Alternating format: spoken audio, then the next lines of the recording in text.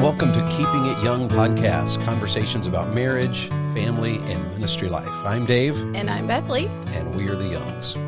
Thanks for joining us today as we've been discussing over the last couple of weeks, going on, 7 or 8 weeks now, Yes. investments in your marriage, investing in your marriage. And we talked many weeks ago now about responsibilities and roles in the marriage and how important those are.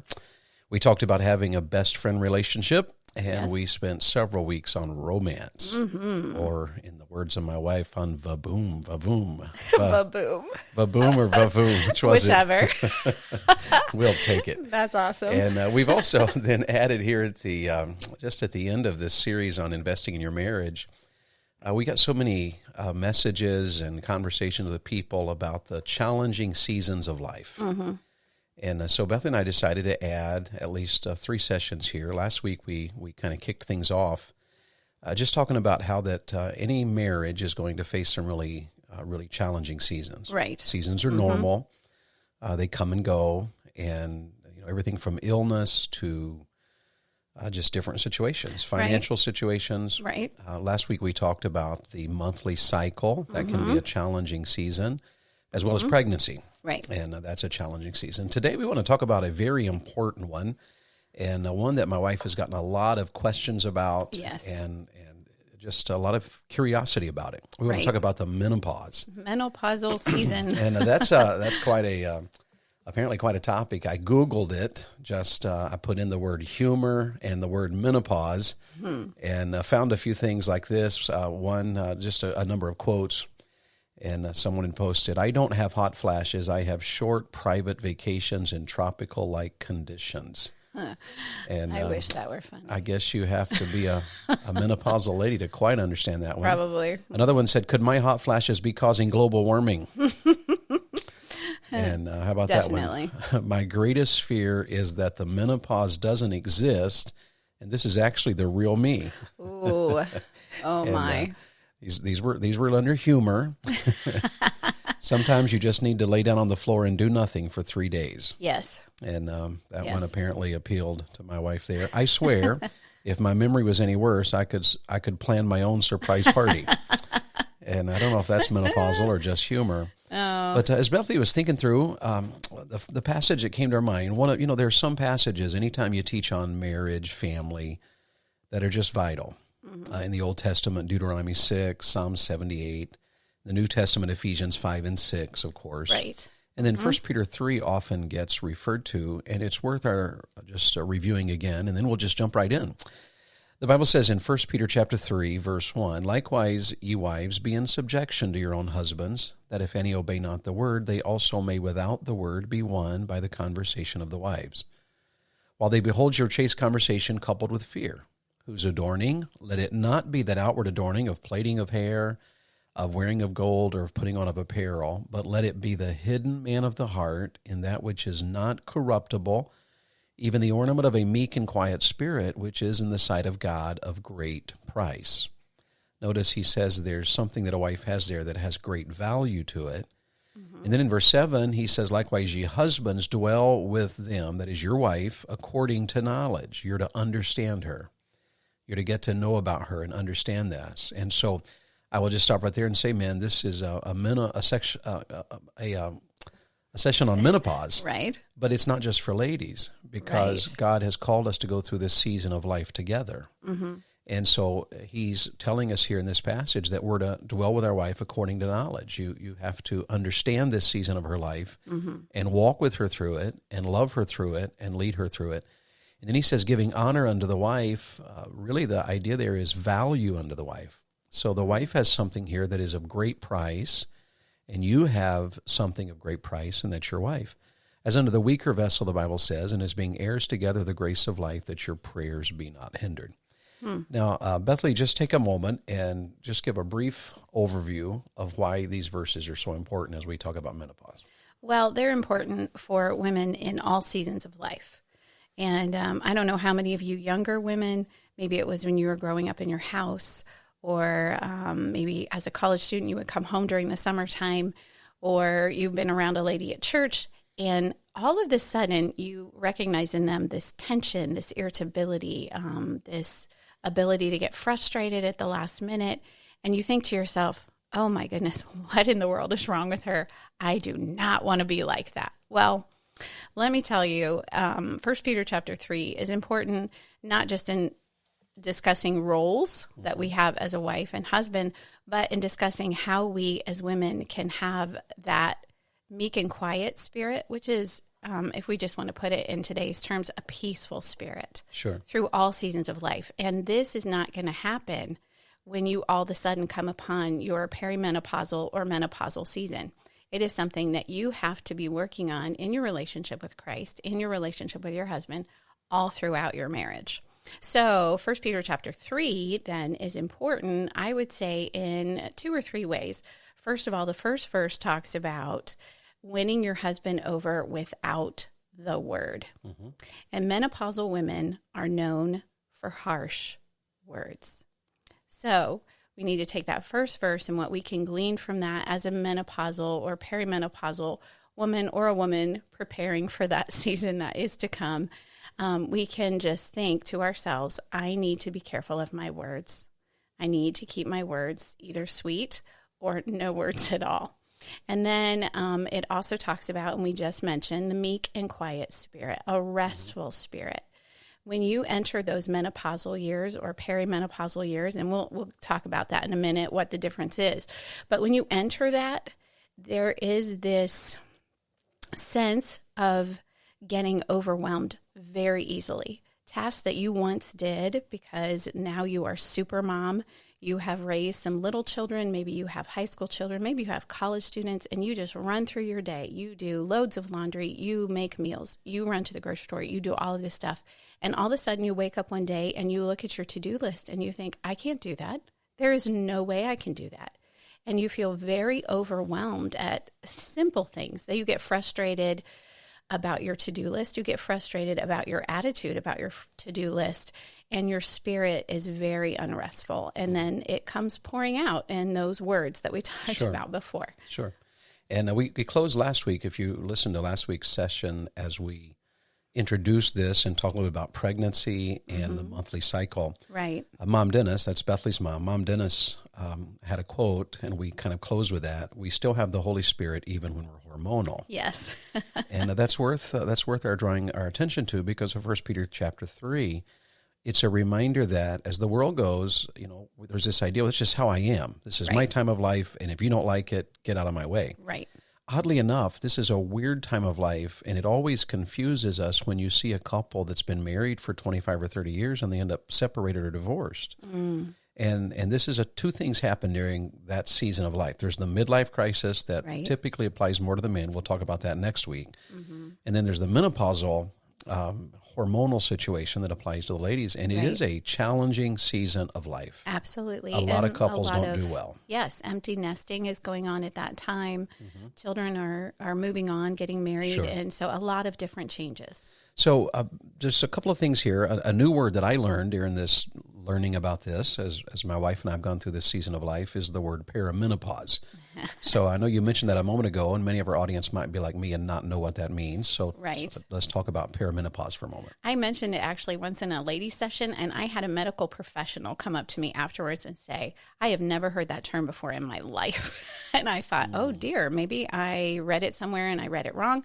But no, I've looked this up on the Mayo Clinic's, their online page, their website.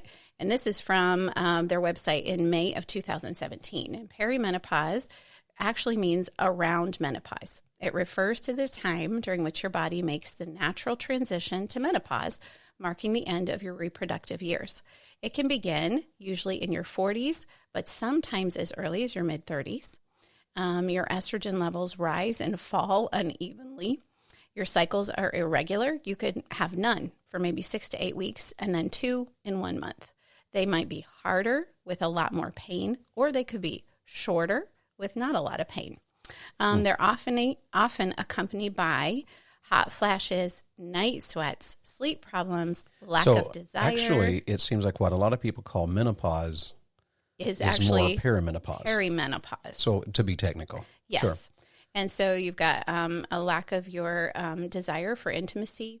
You might have difficulty in intimacy whether due to pain or dryness, mood changes. These are caused by your hormone imbalance, but by all these other issues you're dealing with too, your hot flashes and your lack of sleep. You will have decreased fertility, but not ceased. That's why sometimes ladies think, oh, I can't get pregnant. And, oh, yes, you have a baby. Sure. Bone loss and cholesterol changes are all part of perimenopause. Yeah, and that's from the Mayo Clinic webpage. Right. So yes. The interesting thing about this is that there's all kinds of recipes here for challenges. Absolutely. Just because, obviously, men, if your wife is going through this, then she's not feeling well. Mm-hmm. And it is an ongoing, if it starts sometime in the 40s, mm-hmm. you're talking 3, 4, 5, 6 years of perimenopause. Absolutely. I've heard that some ladies can be going through perimenopause up to 10 years. And so you got a lot of challenging seasons there. Even the lack of desire for intimacy. We've just talked about romance, and we've made a biblical, we've taught very clearly that it is a biblical part of marriage, intimacy, mm-hmm. the bedroom. But at the same time, this is a challenging time on both fronts. For most men during this time, their testosterone levels are decreasing. Right. And they're beginning to feel a little loss of that youthful manhood. Mm-hmm. So, which leads to the midlife crisis oftentimes. Yes. Uh-huh. But then you combine that together with your wife who just has no desire because of all the hormonal changes in her life.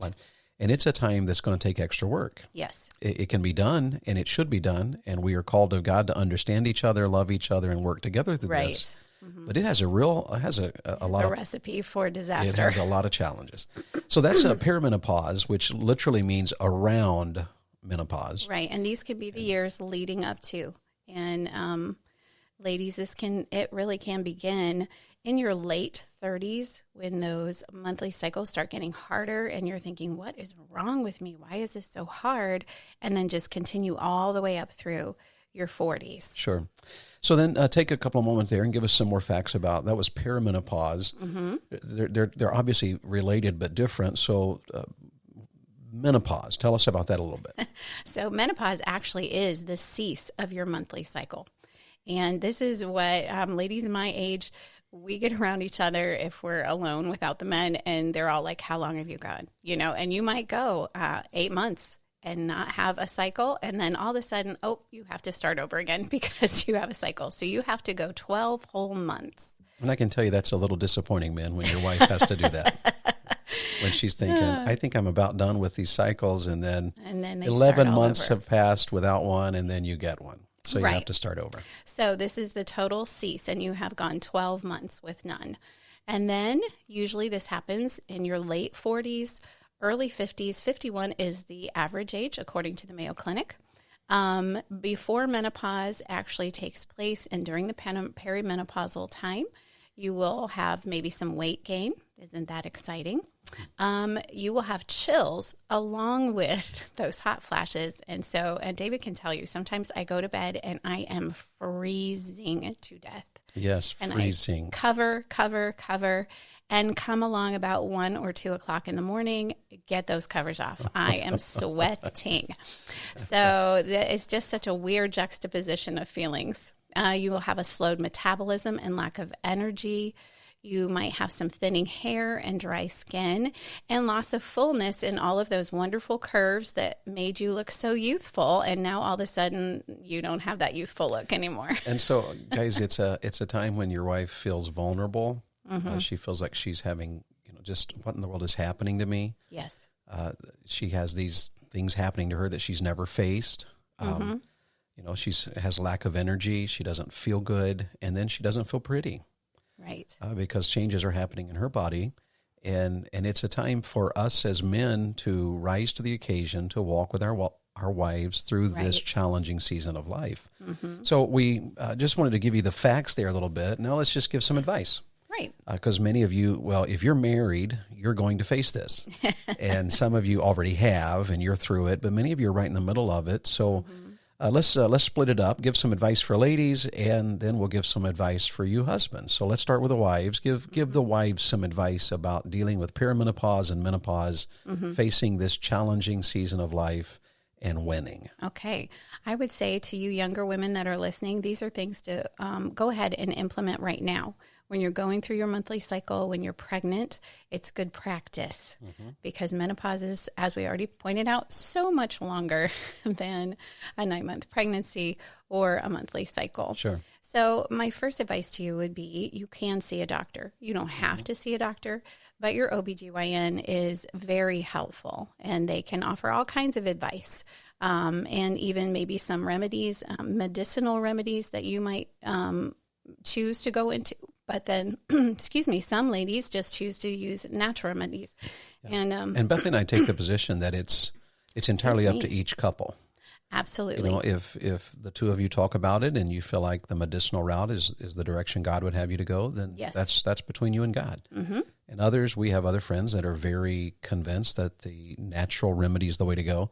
One of my observations is that in our movement of Christianity, typically, whatever route a person chooses, they feel very strongly about it. Yes. This is what I did. You've got to do this. Mm-hmm. But the fact of the matter is, you and your spouse have to work it through. Right. What works for you may not work for someone else, and what worked for the 10 ladies at your church may not be what you should do. And every woman is different. Sure. So that's a very personal decision. But there are medicinal remedies. There are natural remedies. Communicate. Oh, that's a big one. This is a huge one. And this has been a help to us. Communicate. Communicate. Don't wait until you're feeling so overwhelmed by everything to pour all that out on your poor husband and children. You need to communicate early on. One of the things that has been helpful with us is our early morning walks or our afternoon tea and coffee time. That gives us a time that's just chill, and we can communicate about things. What's in your day? What can I help you with? All of that sort of thing. So don't give up on communication. Find a Titus 2 woman. One of the things that also was a huge help to me is when I started realizing that I wasn't just going crazy, that there was something happening hormonally to my body, then I started asking questions to ladies that I looked up to, respected. They were godly ladies, and I would ask them questions about doctors. I would ask them questions about natural remedies. I would ask them questions about spiritual remedies. And they by were the way, a huge help. A Titus 2 woman is a woman that encourages you to be on the right path. Right. Because sometimes, I've noticed just in observations that sometimes you'll have a lady who's like, well, it's just a terrible time and there's nothing you can do about it. And so it's not a help. And if a lady's not helping you to be successfully facing this challenging season, if she's not encouraging you about your marriage and your walk with the Lord, she doesn't qualify as a Titus 2 lady. Right. You don't want someone just to commiserate. You want someone to communicate with you the Word of God. Sure, and to help edification. You. Which leads Bethlie to say here in the notes I'm looking at, stay in the Word. Stay in the Word. You will be tired. And, one of the things I didn't know about menopause is that you will lose sleep. You will wake up in the middle of the night for no reason. And use that time to either memorize verses, to pray, to get up and read your Bible. So stay in the Word. Yeah, and this was a huge difference. Normally, in our early days of our marriage, I would be the one who preferred to go to bed early, right, and my wife was a night owl. And then I would get up early because I went to bed early, and she would prefer to sleep in some. Right. And all of a sudden, one day, things just kind of flip. My wife, it's like 9 o'clock in the evening, and she's like, I think I'm going to bed. Yeah. and me and all the kids were like, is Mom okay? And the joke in our family was, are you expecting a baby? and then she's up early. So rarely, in the first 20 years of our marriage, or 25 maybe, I was always up before Bethlie. It was just kind of a normal thing. But rarely is that true now, and so she'll be up. Sometimes I'll wake up in 5 in the morning or 4 in the morning, and she's not in the bed because she couldn't sleep. Right. And so rather than be frustrated about it, she gets up and reads. She gets up and has devotions, prays. Yes. And has turned this challenging time into a spiritual growth. Absolutely. You get closer to the Lord, and that's a good place to be because it will help you to recognize your triggers. Sure. You're going to start recognizing, okay, I have been crying for 2 days over nothing, or I feel frosted on the inside as soon as my husband walks in the door. What is wrong with me? Well, you're feeling hormonal and perimenopausal. So that's recognize a good word. Frosts me. It just frosts me. You just recognize them, and then you can go back to the verses you're working on. You can go back to prayer. Yes. So continue also to work on your best friend, dating, and romantic relationship with your husband. David alluded to this earlier, that this can be a challenging time. You're both tired. He's going maybe through midlife crisis a little bit. You're perimenopausal. You just don't work on your relationship. You should work up the energy to work on your relationship, to date, to have those conversations, and definitely to be romantic and in the bedroom. This is also a place where those natural remedies and maybe seeing your doctor will be a help. Sure. Okay? Connect with your children and love on your children. Because if all your children ever know about you during this time is that you are irritable, you will look back on those days with a lot of heartache and a lot of regret. And you do not want that. And it will color your children's opinion of you down the road. Absolutely. They'll look back and they'll be like, oh, my word, remember Mom? Yeah, remember Mom during that one holiday? And I'll talk about that in just a moment, how men, we can help with that. So Yes. Give that last truth there because that's so important. This one I heard from Mrs. Beverly Van Gelderen.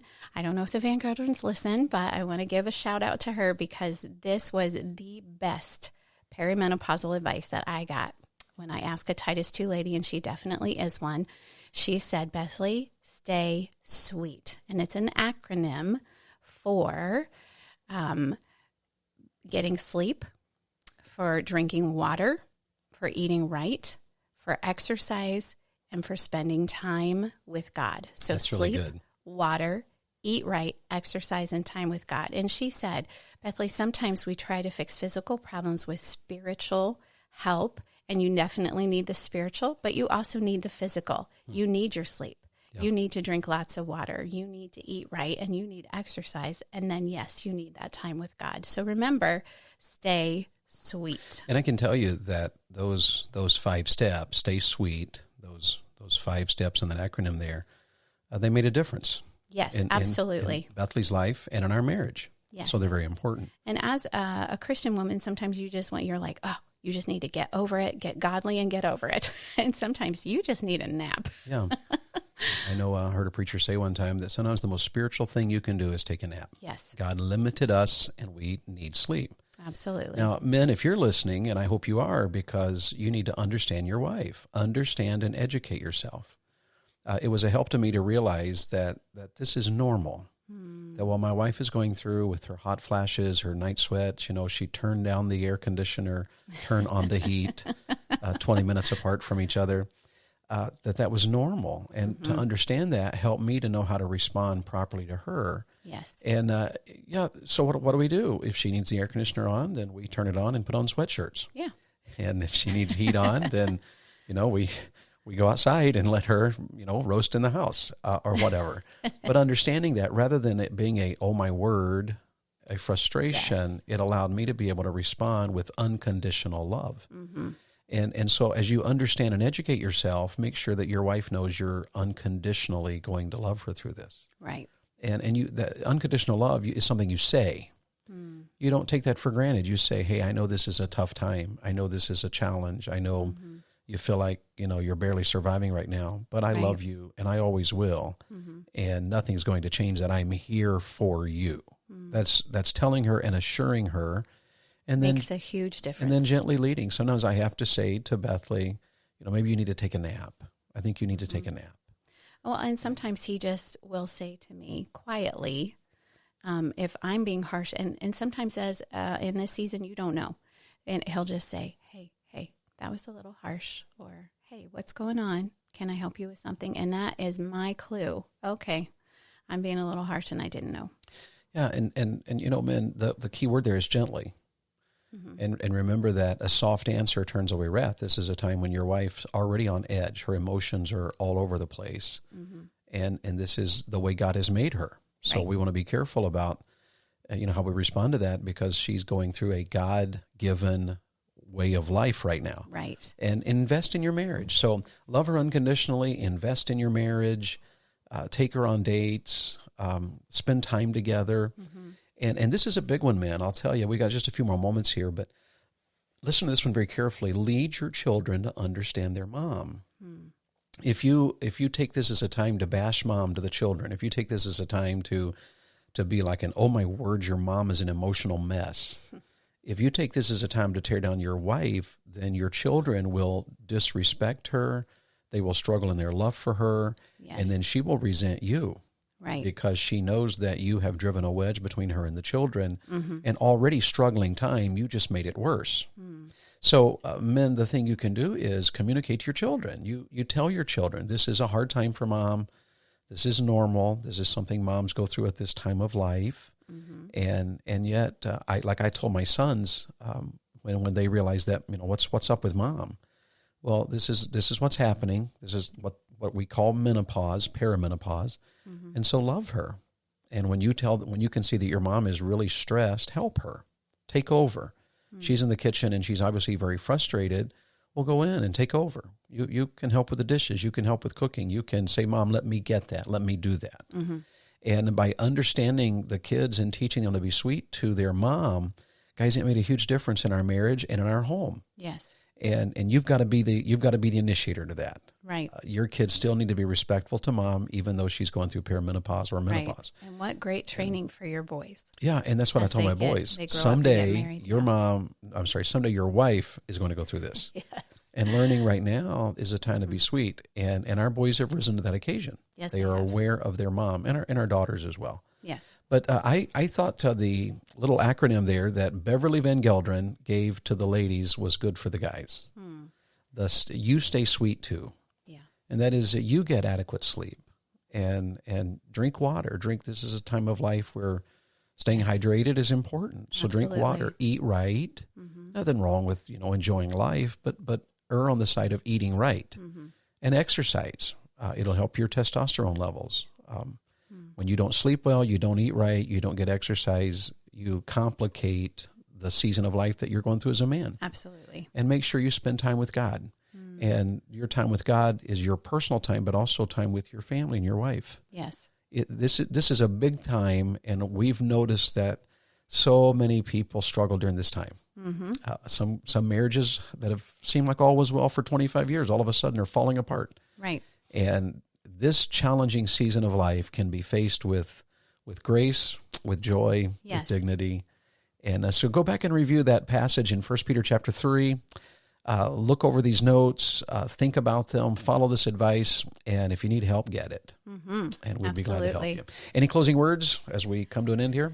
Ladies, if you start into this season of life, you're not losing it. This is a God-given time in your life to draw closer to Him. Absolutely. Okay, well, that's the challenging seasons of life, part 2. And we'll do one more next week. I hope you'll join us as we talk about the midlife crisis. That will apply a little more to men, though ladies face that as well. Right. And so we look forward to talking to you about that next time around. This is Keeping It Young Podcast, and I hope you'll go to our webpage, keepingityoungpodcast.com. There's a little microphone down in the corner. You can send us a voicemail. Just click on that. We'd love to hear from you. Self-explanatory. If you're enjoying our podcast, I hope you'll share it, you'll like it, you'll subscribe to it, and let your friends know about it. So thank you so much for listening, and we're the Youngs, and we're glad you joined us today. The Keeping It Young podcast is a Bax 5 Media production. All rights reserved.